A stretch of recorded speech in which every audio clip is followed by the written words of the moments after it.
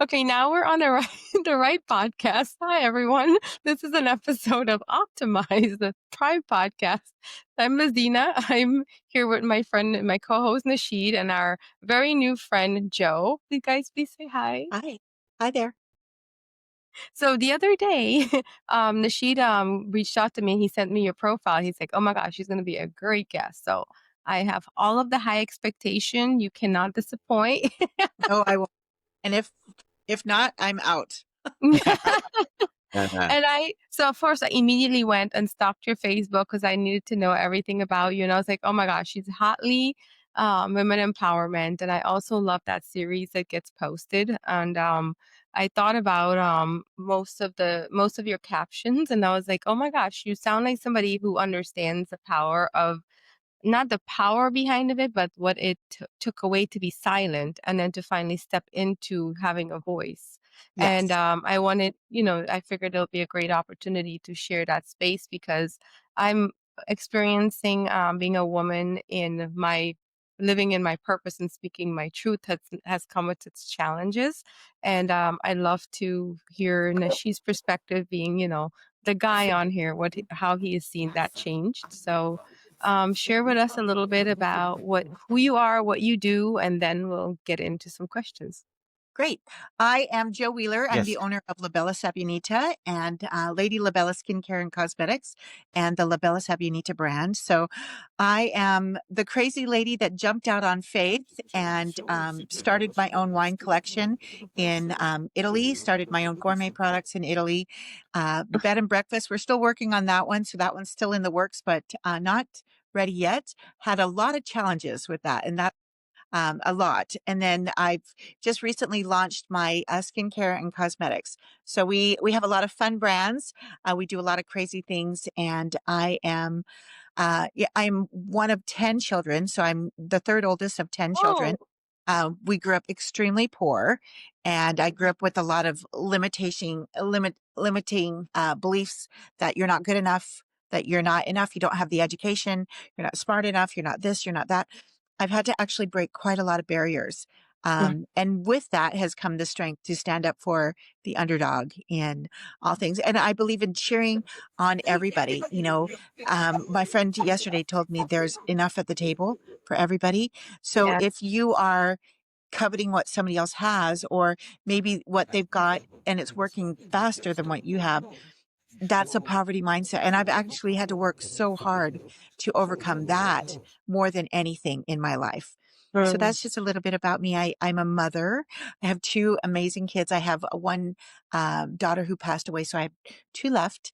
So I have two children, a son. He is 34, a daughter who is 31 in January. And my daughter who passed away is 31 as well in January.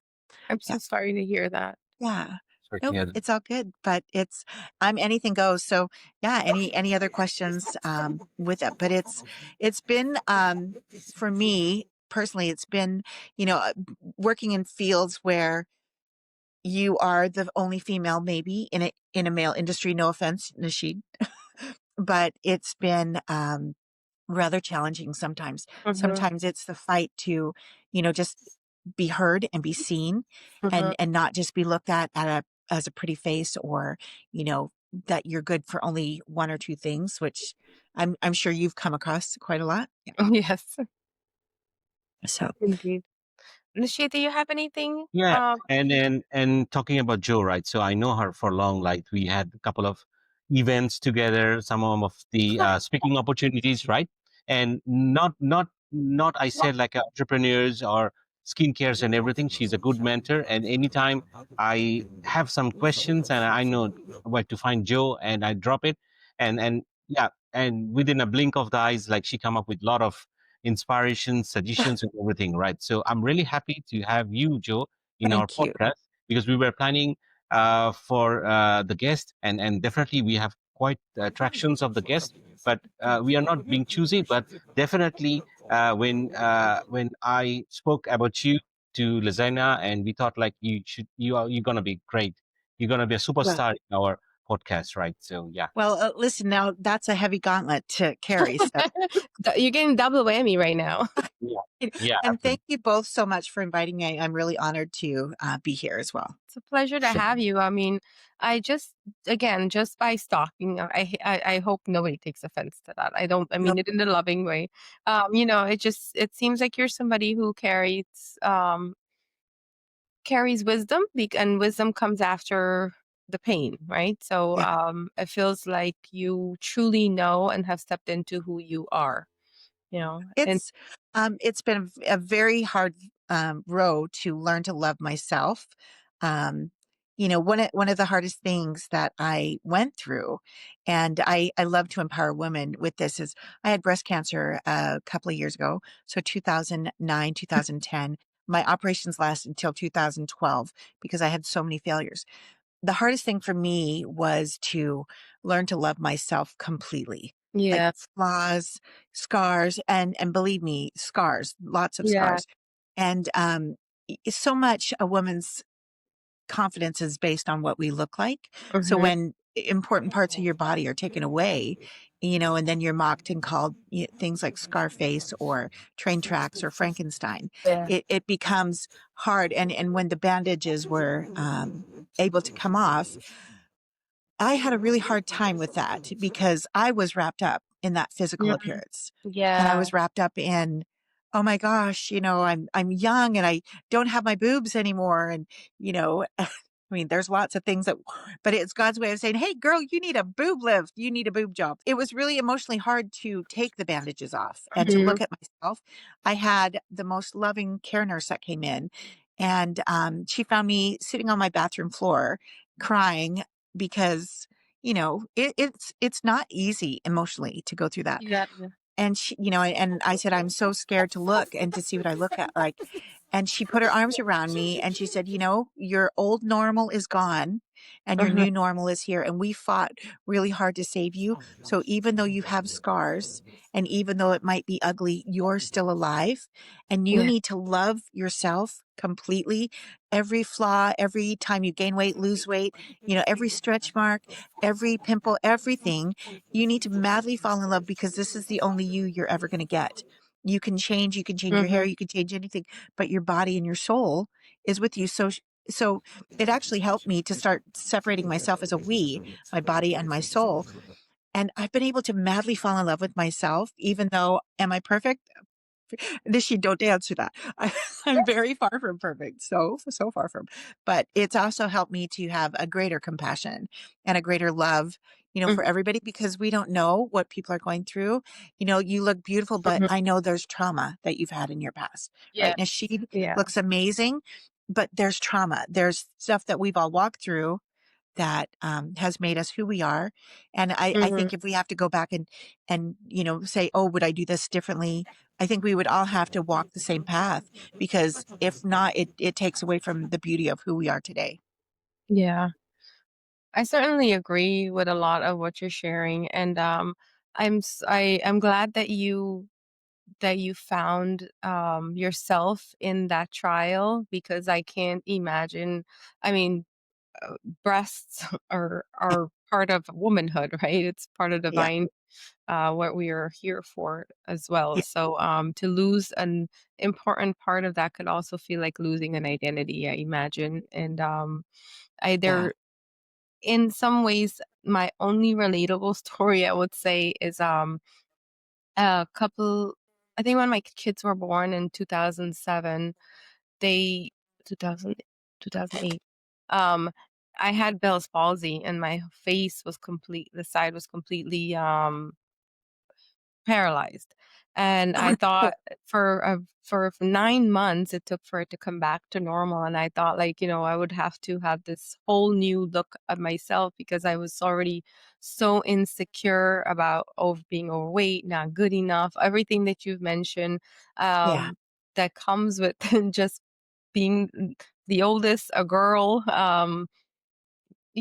society rules and everything. So but Yeah. internally, it was all me, right? Having to accept that. So, um, it was a brief moment where I struggled with my own identity. And again, not to the degree that you went through, but I totally understand what that felt like, to have to go through that.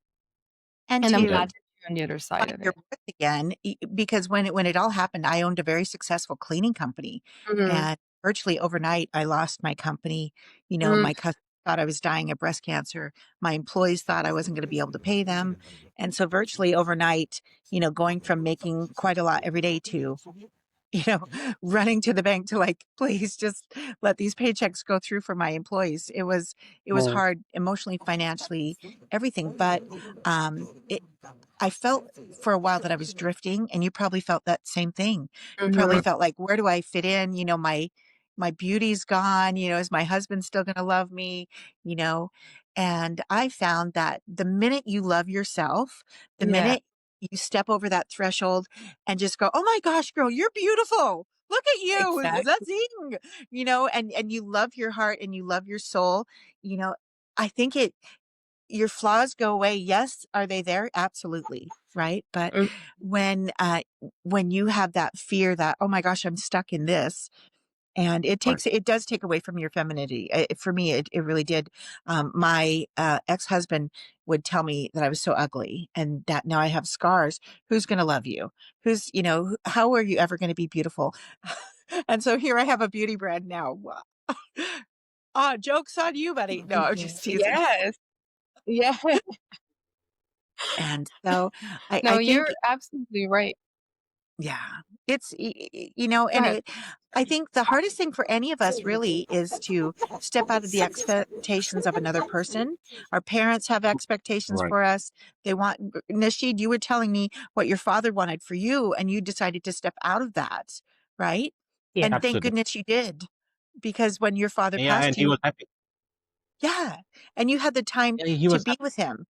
And had you Absolutely. not, you would have had to ask your boss if you can live your life. Can I have a day to, Absolutely. be with my family? No. Sorry, you've used No. up all your personal time, right? Yeah, yeah, absolutely. So, yeah, So yeah. That's I, that's the I story, right? yeah, and I think it's something for all of us that, um, when I was reading your questions, I'm like, oh, what do I talk about? What? But it's the Let's fact go with that the flow, right? I know the subject is this, and we end up talking about McDonald's or something It's like that, right? okay. No, no, no. No, just go with the flow, right? So even we Yeah. talk about the McDonald's, right? It will Yeah. come up with something. Yeah, don't worry. So Yeah. I mean, I think when it comes to, any kind of situation, any of us, we all have walks of life and we all have something to face, yes, and we have to, and it's the getting over it part that's the challenge, but also the triumph. But at the same time, a lot of us will, and it's not a bad thing. We showcase, okay, well, this is how I've overcome it. But oftentimes it's when we are actually in it that is the hardest part, right? Like that's the part that Mhm. is awful. And we have to do a lot of work, internal work. And it yeah, takes sometimes sometimes a day goes by and we feel empowered and we're good and we're looking at this like, you know what? I can make something from this. This is not going to hold me down.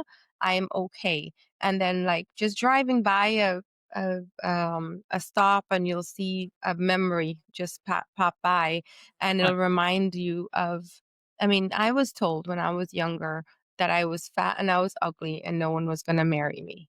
So sometimes, like, I don't know, the most random thing will remind me of that and it'll trigger that memory.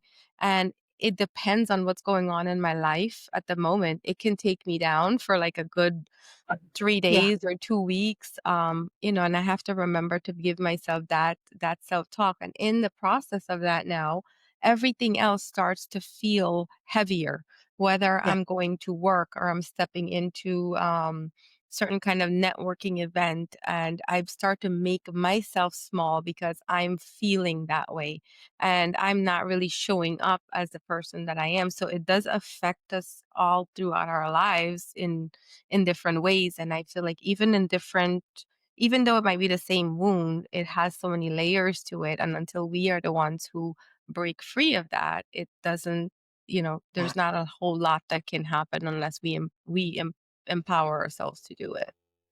And it's like the game whack-a-mole. Just when we think we've got all of those things, you guys have whack-a-mole over there.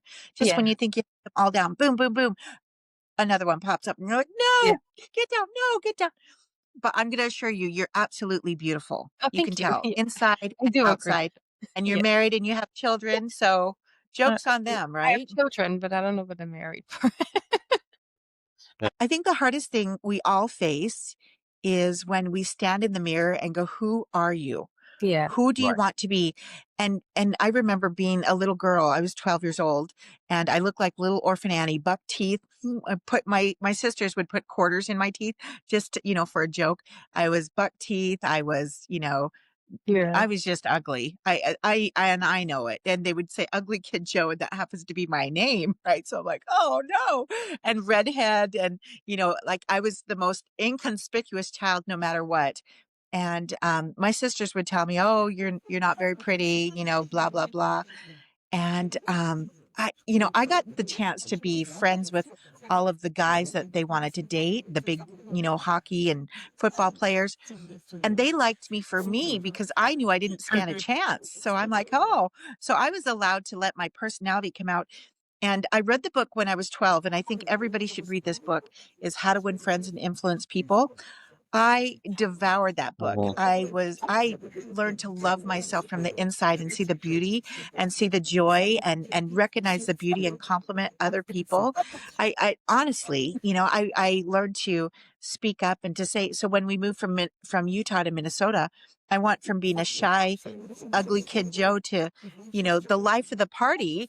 And I was able to recreate myself and go, whoa, I don't have to be this. I can be Mhm. whatever I want. And so I think that was my first stepping out of truth, is I got to realize that it wasn't just your looks that matter. Yeah. When we're young, that's like, oh, that's the cute boy and there's the cute girl. And then there's ugly kid Joe, right? Thank right in the you. middle. And so I got to really work on my personality, and I got to fall in love with that, and I got to be friends with people that were trying to get the number of my sisters to, hey, could your sister, yeah, sure, let me give you their number, no problem. My number is, I don't think so. Their number is, yes, call me Friday night, right? And Yes. so for me, I got the opportunity to just, my sisters always say, let your freak flag fly. So I guess I got the opportunity to just be Joe and say, how do I really want to be? And I remember being 12, as we were moving across the country, writing on this notebook, I'm going to be funny. I'm going to be kind. I'm going to be this. I'm going to be that. One day I'm going to do this one day. And my sisters laughed at me, but I've been able to do a lot of those things, which I think we're all the black sheep. Go for us. High five, Yes. everybody. Yeah. I hear High you. five. Yeah. So, Three, That I three mean, black sheep. Three black sheep in the screen, right? Yeah. yes, yes. Right.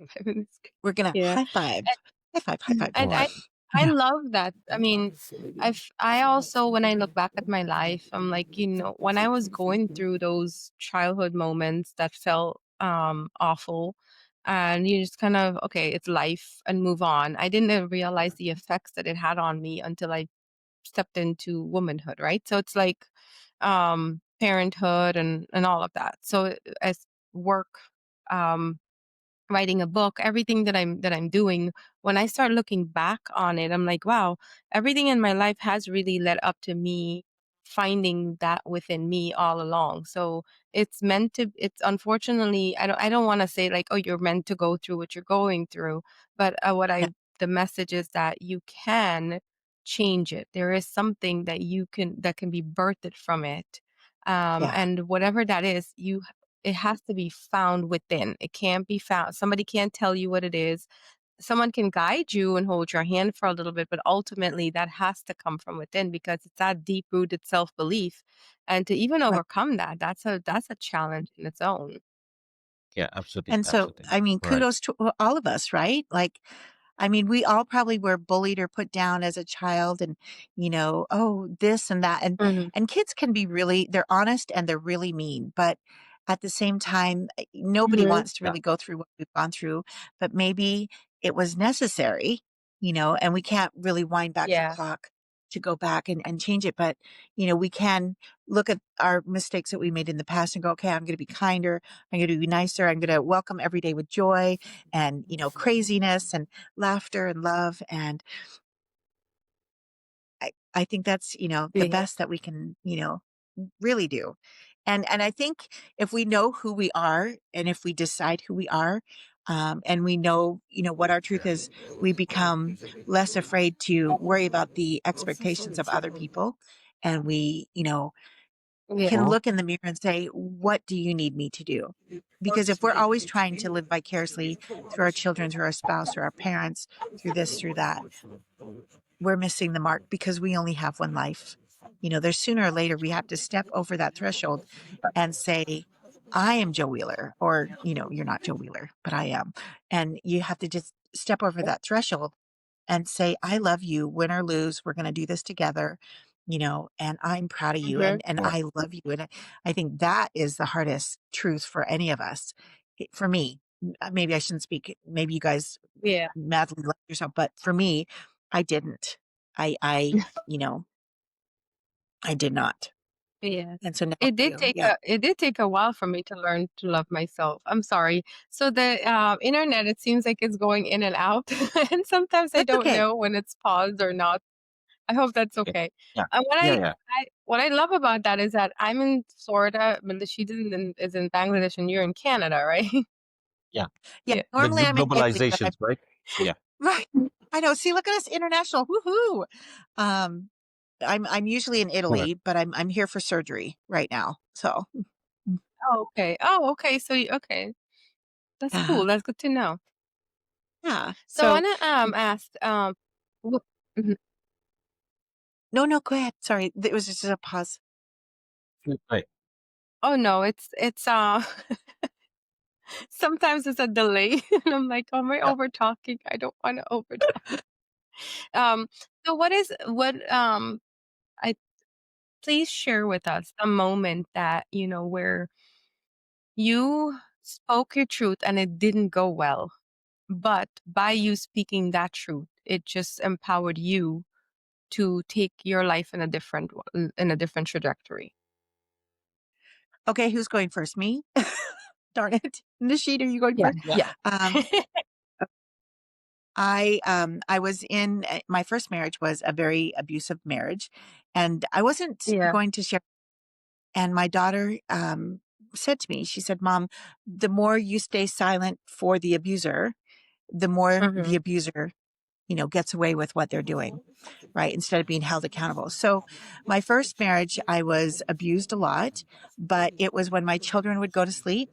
And it was where nobody could see. So it was from the neck down. So in the summertime, I would wear long sleeve shirts, turtlenecks, sweats, because I'm that cool person. And nobody knew. And when it would happen like that, I could pretend the next morning when I'd wake up my children, everything was great. Daddy's at work and, we're just going to have a wonderful day. Please don't touch me here because, and they didn't know, but I was able to, all my neighbors would just see my joy. They would just see my love, my laughter. And, for me, it was traumatizing. And then the day happened that it happened in front of my children. And it was a brutal day. It was a day that, um, I, I don't know how I survived, really. I had found out about an affair and confronted him about it. And when he opened the door, instead of the traditional, hello, dad, welcome home, it was just a fist. And it happened. My children were playing right there in the kitchen. And it, I was able to get my son out of the room. He got my daughter out of the room. And it happened. And in my mind, I still see every detail of that because it, the first time it happened, we both cried. And, my ex-husband was like, "Oh, I'm so sorry. I didn't mean to." I'd never been married before. So you think, okay, this is how it is, right? There's nobody telling you otherwise, I guess. And being a member of the Church of Jesus Christ of Latter-day Saints, family is really important to us. So we're taught to stay and to stay and to stay and to give another chance and to keep fighting and to keep fighting. So this particular day, he had was furious that I had found out about the affair. and came in and just beat the snot out of me. And I looked like I had been beaten by Mike Tyson. My face was all bloodied and bruised. I didn't leave my house for a week afterwards. I called my bishop and a police officer after he had left. And after he had left and I finally got him out of the house, I acted as if nothing had happened, watched a movie with my kids, a very short Disney movie, put them to sleep, bawled my eyes out. And I remember thinking, I can't be silent anymore. And I don't know if I use that phrase, but I remember just thinking, I have now given my son permission to do this to another woman and my daughter to expect this to be her normal. And this is now going to happen all the time because it just did. And that thought terrified me more than anything. Is that what if I'm at the grocery store and this happens to my children? What if it, that my son sees this and thinks he could do it to his sister or to a girlfriend or to his mother or to, one day his wife. And then I thought, and what if my daughter grows up and sees this? And by the way, my daughter that passed away was an adopted daughter that we adopted years later. So she was a part of that. But I remember thinking, what if my daughter grows to accept that this is the normal marriage, that this is okay, and this dysfunction? And I remember on my knees praying, saying, how do I give him more chances? When it's like when you love an alcoholic, you love them so much that one day you have to love them enough to walk away and to say, I can't be in this dysfunction and anger and this sickness anymore. And I remember that day I was terrified and I just said, no more. And he and I chose to part ways, and I had, I think, $3 in the bank. And I was terrified going, how am I? I can totally relate to everything she said, though. That was my first marriage. Hey, okay. Yeah. Yeah, I'm just silent today, right? Oh, maybe she'll come back. It's just me and you now. All We right. may Okay. we may have to redo it. Yeah. No, it's okay. She's gonna come back. Yeah, I mean, what she was saying, that was kinda the same for me. It was scary. I noticed, like, one day my daughter came and she put her hand on my face and she's like, "It's gonna be okay, mom." And I was like, "No, that's it. I'm done. No more staying." And Mm, scared. I was scared that he was going to, like, do something to me. Um, but I was like, "No, I had to get out of this marriage." and then listen to your stories and Joe's stories, right? And we are thinking like, oh, right, what a happy marriage we have, and Mhm, yeah. So everybody sufferings from their own point of time, mhm, right? Even like my wife is thinking like, no, something is going wrong, ups and downs and everything. But my grandmother used to tell me like, when you have ups and downs in your life, look down. So I was a little kid, right? So I looked down and I said, like, all I see can is my feet. I'm yeah, looking down. And I yeah, know that's not what I meant. It's like go and talk to the people, or go to a hospital, go to any schools and see how people are suffering. And then you can see you are much better off than anyone of the people, right? So yeah, yeah. it's tough. It's tough, right? Yay, she's coming back. Yeah, cool. I'm so sorry. My phone went Hi. overheated. So I'm No back. problem. I'm so sorry. Are we good? My phone is overheating really bad. Yeah, Yeah, yeah. right. Oh, Okay. I'm So sorry. Yeah, just we're good. okay. Just to kind of just summarize that, it's just I just remember thinking, if I stay silent and I stay here, I've allowed it and it's now my fault. Right? Mhm, And I couldn't hide it anymore. I couldn't hide it anymore. So it was mhm, that cost me my marriage. To this day, I'm still accused of ending the marriage and breaking everything up. And I stood out on my own and I was scared to death. And I took any job that I could. I babysat, I drew pictures, I, cleaned houses, whatever. And got a job as a makeup artist, did any job I could do, seamstress, making wedding dresses, anything I could to pay the bills. And I've raised two really amazing, strong kids because of it. Right. So I think, did I want that? No. Yeah. Did I want that to happen? Absolutely not. Mhm. Did did it hurt? Yeah, because I really loved my husband so Mhm. much. Yeah. And I think we as women are taught that, you know, to just keep forgiving and forgiving and forgiving.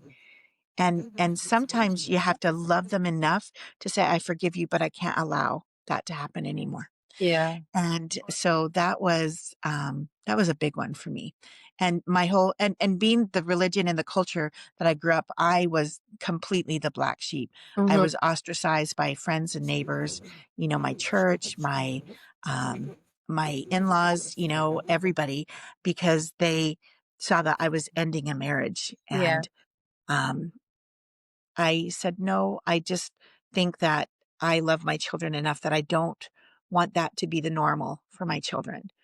And Mhm. so, and the other thing that I worked on really hard was, if my children ever asked me a question as to why the marriage broke up, that I was going to be brutally honest and not sugarcoat it, Mhm. and not put their dad down, not just be the one that talked badly about him. But if they asked me, I would say, do you really want to know?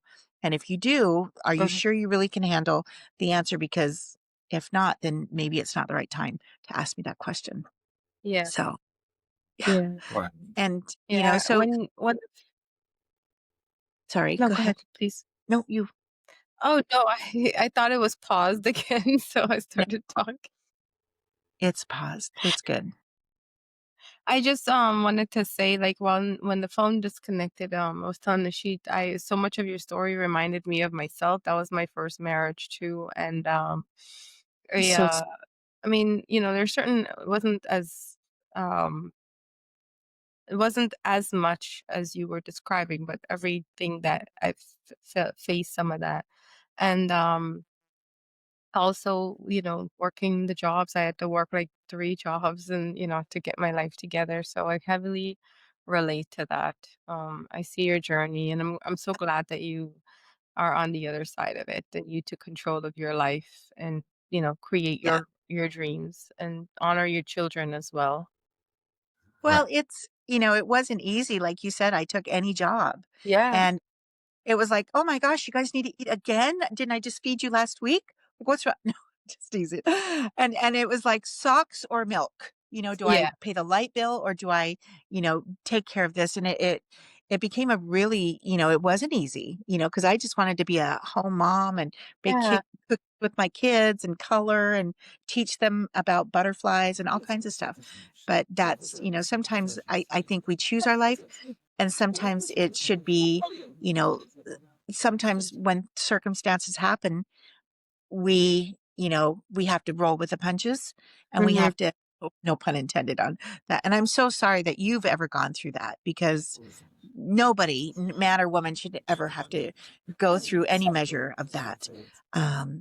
But it also, it becomes freeing to the next time you get into a relationship, that you now know clearly, I will not, to any sign of that, goodbye. I love myself enough now that, in any relationship, I let them know, the minute this comes, I have no problem Yeah. cutting them You and know, saying I good. will I will say too, unfortunately for me, I say this with grace, but my second marriage, I was the one who became the abuser.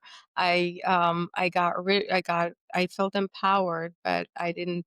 Um, that empowerment was a bit much that I didn't even know what to do with it. I had to go into a deeper level of myself to really understand the damage I was causing as well. But I mean, just to say, like, I understand, like, coming out of it, but also there was that moment where I was like, "Oh my gosh, I'm not who I wanna be. I have to change Yeah. this too?"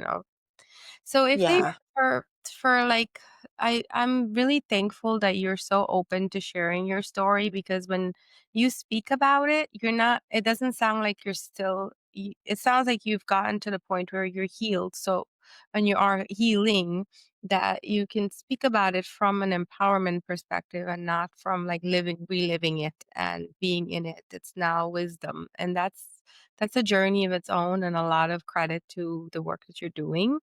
And you just keep soaring. That's such a healthy example, like living it. And embodying it. It's beautiful to And witness. I think the best part for me is to, I mean, when it happens, we're very angry, right, with Yeah. the other. And for years, it took me years to let go, but I really do love my ex-husband and I wish him well in his life. And I just know that we were both so young at the time. Not that I want to make excuses, No, I but understand. I know that I was 19 years old, when I was married. So Mhm. I didn't know anything about anything, right? Yeah. I think that Right. should be, your children don't know anything. Trust me on that. And I was so naive, Yeah. and I didn't have the self-confidence to stand up for myself, to say, hey, that's Right. not right, or let's equally share this, or let's do this. So I think the abuse was absolutely wrong, but I also think that we were both young enough that we had no guidance in that area, and we didn't tell anybody about those areas because, there's a lot of things in a marriage, that don't talk about, right? And how do you talk to somebody else about that? And Mhm. I remember sharing with my girlfriend when he had cheated on me the first time. And she said, Jo, if you take him back, it's going to happen again and again and again. And so when it happened the second time with somebody that I really loved, and it was an even bigger betrayal, I thought, now I don't have anybody to talk to because now I just have to grin and bear it. Right. And so a lot of that was, I think, that we were so young that we didn't have that proper guidance. And maybe we weren't willing to listen to it. Now, I've been able to, um, it has been a pivotal point of my life because I've been able to help girlfriends get out of that, guy friends get out of, that. I've been able to help people who had that and wanted to still stay married, to keep their egos in check. I used to coach quite a lot of people with, just different things. Business is my specialty, but um, going through something like that, you do actually have a little bit of knowledge and ability to help. And so I've also been able to teach my daughter to be strong Mhm. and to stand up. And we were at a thrift store years ago, and this beautiful woman walked up to this man and said, what do you think of this dress? Without turning around, he looked at her and he goes, it's ugly. You look fat. And I said, and I was, and my daughter was like, Mom, just stay out of it. And I said, Alex, I can't. And all of a sudden, I said something to the man and I said, no, she didn't ask you if she looked fat or ugly. She asked you if you liked it and you didn't even turn around. And the security moved in because they thought, oh, no, we know this lady. She's going to. And I mean, I bought the lady the dress and I said, you look gorgeous. You're lucky to have her, Yeah. and I hope I didn't cause any more problems. Probably did. I probably did because sometimes I have to check my mouth and go, oh, that's a redhead thing. Just so I've got the Lucille Ball gene in me, so sometimes it just comes out like but it's been awesome to see my daughter stand Mhm. up for us, Yeah. you know, and to we were at a game park and my daughter actually protected a woman. I think she was from I think Afghanistan, maybe not. I don't know, but she was just being brutalized and put down by her children. And my daughter stood in front of her and said, "You will not speak to this woman like that." And she stood, and she was just a little girl, and she just stood Yeah. firm. And it made me so proud as a mom to go, "Wow, here's my daughter that is protecting another Right. person."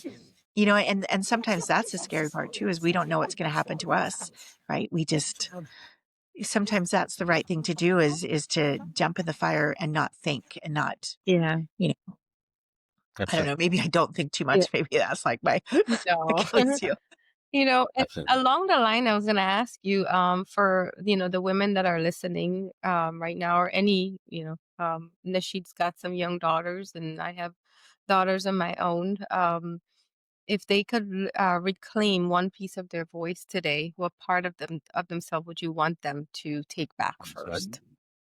Oh gosh.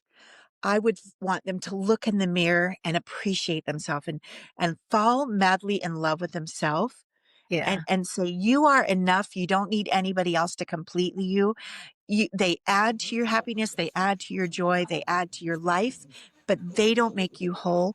You beautiful girl wherever you are in the world, are whole on your own. You Yeah. are loved, you are beautiful, you are kind, and beauty comes from inside. It doesn't come from outside. The outside is what we make. The outside is Mhm. what we could recreate. And the outside is actually what we see in our heart, what we want to look like, Mhm. right?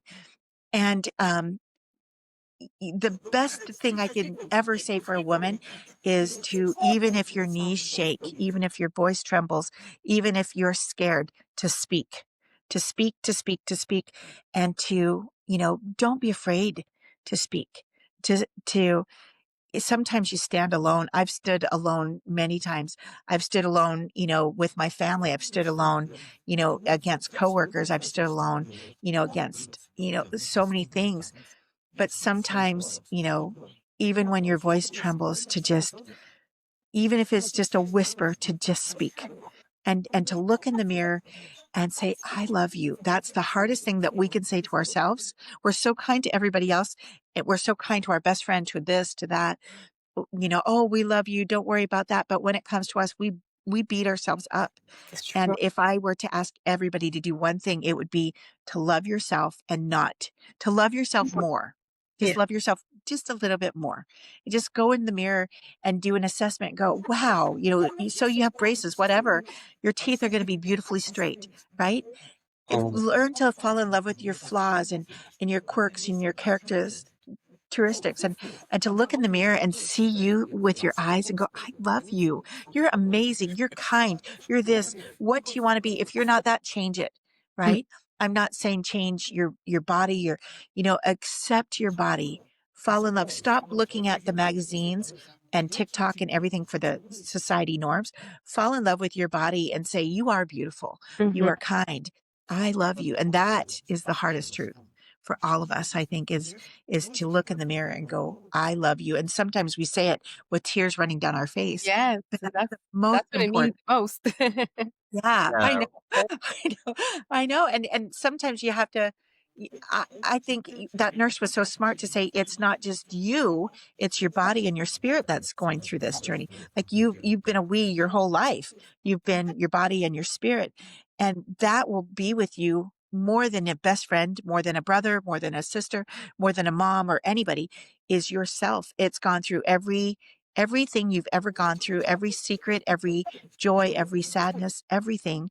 And we don't give ourselves enough credit, and Mhm. we don't love ourselves enough. And if you can teach a girl, especially a girl, to love herself when she's younger, when she's older, she's less likely to go through those things because she has so much love and respect for herself.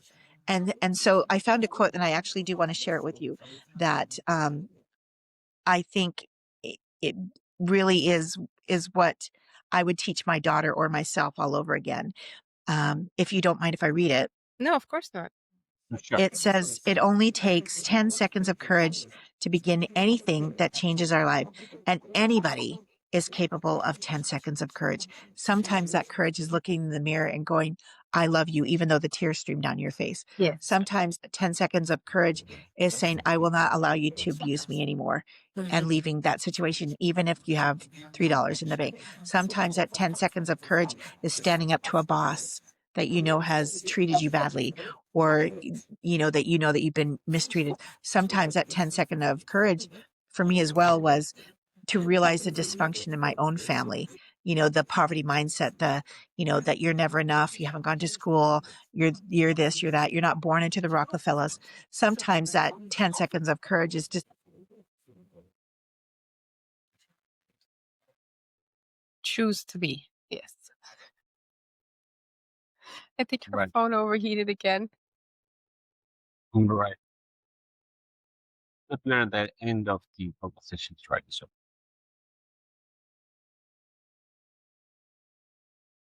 Well, Nashid, you can kick us off since I spoke. and that's okay. Absolutely. I just listening to all your stories and everything, What's it like and really, listening to all of that? and no, the relating to that to my stories as well. Yeah. And the one is like, I'm putting a conclusion like everybody's struggling. Yeah, it's true. It's not always the woman. Well, I think we're getting ready to wrap up anyway, so um Absolutely. I really do appreciate her jump. I think her phone might have overheated again. Mhm. Yeah. It's so similar. Like our stories are so similar. It's incredible. I'm glad that, there's so many of us that are actually speaking up now too, because then that's what helps set the pace for the younger generation so we can Absolutely. have more And empowerment. also, Yeah. yeah, and also to know the other people is like not to be in silent, right? Mhm. So and sharing the stuff also, yeah, you're not alone Yeah. in the whole planet, right? And I think that's the one thing that keeps people inwards too, is that we're not we think that we're alone. My Yeah. phone just died. I'm so sorry. It's So edit. okay. I was telling that we were wrapping up anyways, right? Well, I love you guys. I thank you for letting me No, be a thank part of this. you. Sorry about all the glitches, Yeah. but No, thank thank you you so for much doing for this. sharing. And really thank you for having me on, both of you. Very I'm welcome. No so problem. grateful for both of Yeah, you. yeah, I'm we will hugging listen. both of you. Thank Yeah, And I know you have another one, so good luck with your next one. I hope it's way better than this one. Oh, well, nothing can top what your empowerment story is. Your empowerment story is beautiful in Mm. itself. Yeah, Well, I love you guys. absolutely. Oh, sure. Well, Okay. thank you for tuning in, and we'll see you on the next one.